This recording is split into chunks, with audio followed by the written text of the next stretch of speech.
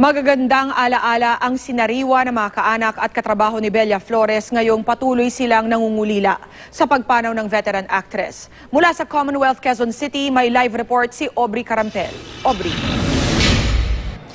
Pia, mahusay na aktres, magaling na kontrabida. Ganyan nais maalala ng kanyang mga naulila ang veteran actress na si Bella Flores.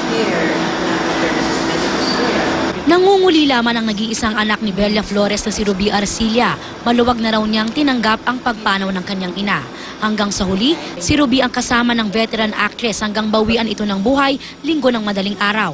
Mula nung ma-stroke si Flores noong Enero, hindi na raw siya makausap at tila comatose na. I'm really happy for her. I know she's rested now. She's in a better place. Although hindi na kami magkasama physically, we will still be together at heart. Tulad ng paglalarawan ng mga nakasama sa trabaho at mga kaibigan ni Bella, malayo raw sa totoong buhay ang kontrabida image ng ina. Alam niyo naman, kontrabida siya, nananabunot, nananampal, nananadyak, nag-aapi. But then, when she gets home, she becomes a full-fledged mother. Wala na siya iniisip, kundi pamilya niya.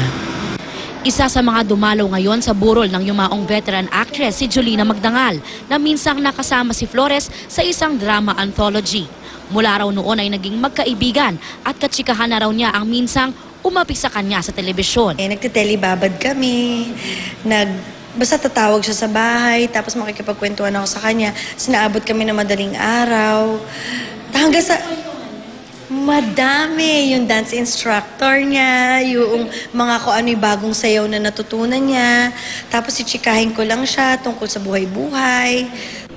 Isa rin si Maxine Magalona sa mga nakatrabaho ni Flores at maging siya ay magpapatunay na ang kontrabida sa harap ng kamera ibang-iba sa tunay na buhay. She's very, very nice and she's very fun to talk to.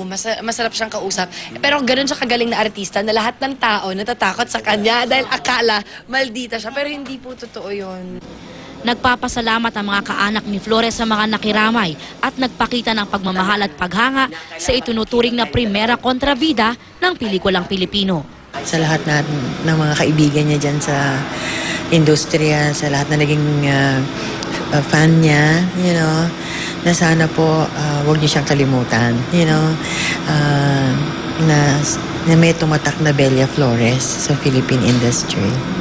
Pia, hanggang bukas na lang ang public viewing dito sa Loyola Memorial Chapel sa Commonwealth sa Quezon City at sa Miyerkules ng umaga nakatakdang i-cremate ang mga labi ng primera kontrabida. Pia? Maraming salamat, Aubrey Carampel.